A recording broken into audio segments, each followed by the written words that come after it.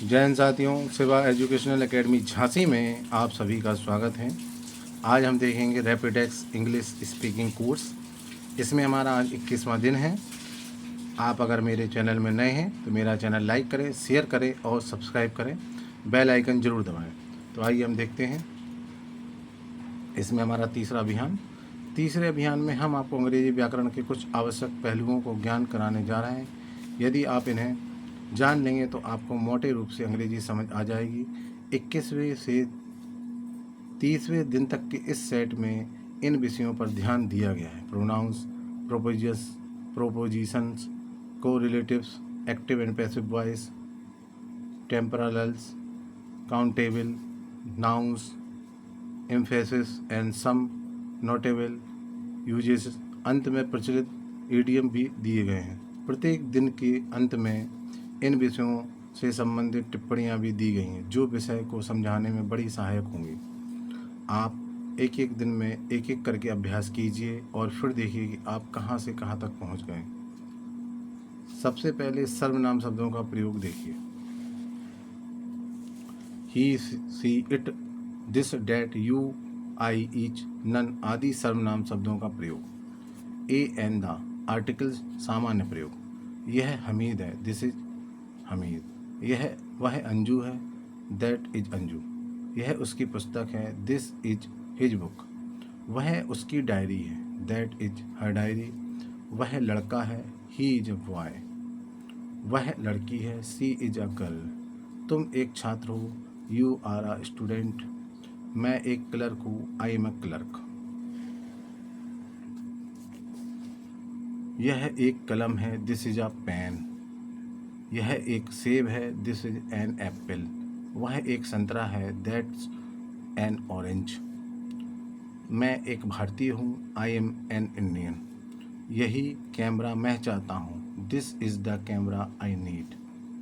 वही पेन मैंने भी खरीदा है, I have also bought the same pen.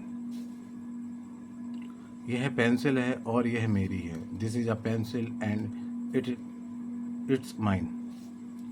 वह मेरी बकरी है, दैट इज माई गॉड। यह मेरी पुस्तकें हैं, वे तुम्हारी पुस्तकें हैं, these are my books, those are your books. ये पुस्तकें मेरी हैं, वे पुस्तकें तुम्हारी हैं, these books are mine, those books are yours. ये तुम्हारी कॉपियाँ हैं, वे मेज पर हैं, these are your notebooks, they are on the table. वे मेरे कंचे हैं, वे कई रंगों के हैं, those are my marbles, they are of different colours. Bharat हमारा देश है, हम उसके वासी हैं, India is our country, we are her inhabitants. Shri Sharma तुम्हारे टीचर है, mister Sharma is your teacher. Meeta और नीता बहनें हैं, उनकी माँ टीचर है, Meeta and Neeta are sister, they are mother in are teacher. इन लड़कों में से हर एक खेलता है, each of these boys plays game, each of. वहाँ हम में से कोई ना गया, none of us went there. हमने छुट्टियों के दौरान आनंद मनाया, we enjoy our self during the holidays. जो कोई सबसे बढ़िया रहेगा उसे पुरस्कार मिलेगा, whoever is the best will get a prize. वह मुझसे बुद्धिमान है, he is wiser than me. मेरी लिखाई मेरे भाई की लिखाई से अच्छी है, my handwriting is better than that of my brother.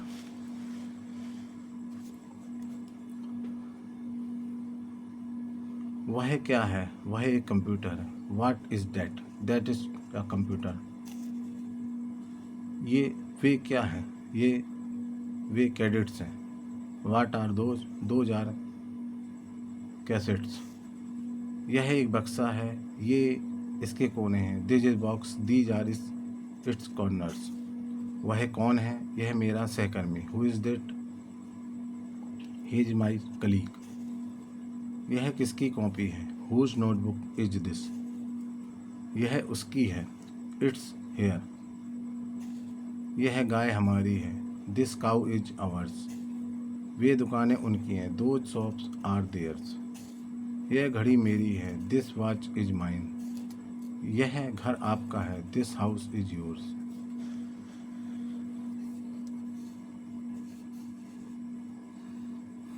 यह घर उसका है, दिस हाउस इज हिज। तुम्हारी पेंटिंग सबसे अच्छी है, your painting is the best. मैं तुम्हारी बात ध्यान से सुन रहा हूँ, I am listening to your attentively.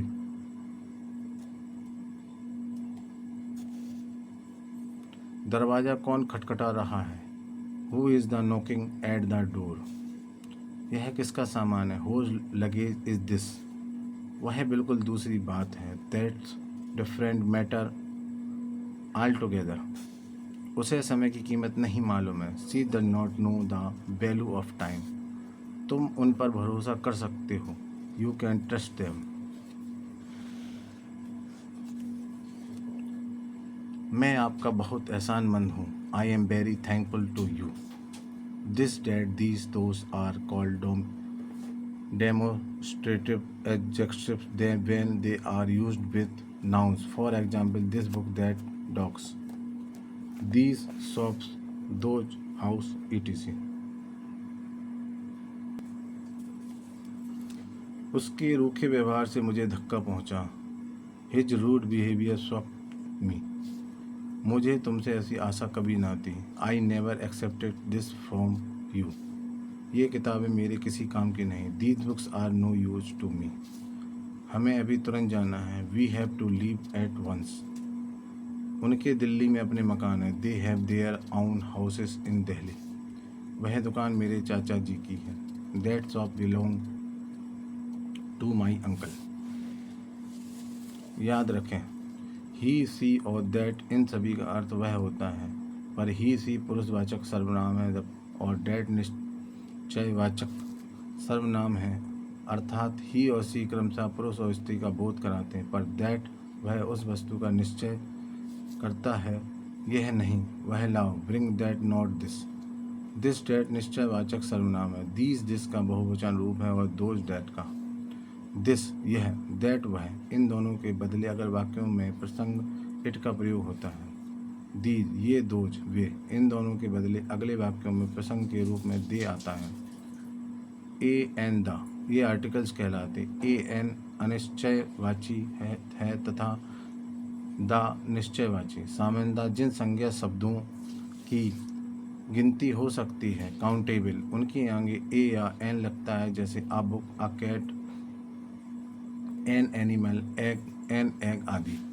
Jin countable शब्दों का पहला वर्ण ए ई आई ओ यू में से कोई हो या बावल या स्वर के ध्वनि से शुरू हो, वहाँ प्रायः एन लगता है, जैसे एन एनिमल, एन इंडियन आदि। जिन शब्दों में पहला वर्ण व्यंजन होता है, वहाँ ए लगता है, ए मैन, ए कैट आदि। द निश्चयवाची आर्टिकल किसी व्यक्ति या वस्तु विशेष को इंगित करने के लिए प्रयोग में आता है, जैसे this is the book I need, यह वही पुस्तक जिसकी मुझे आवश्यकता है आदि। इसका विस्तृत प्रयोग आगे देखें। Thank you.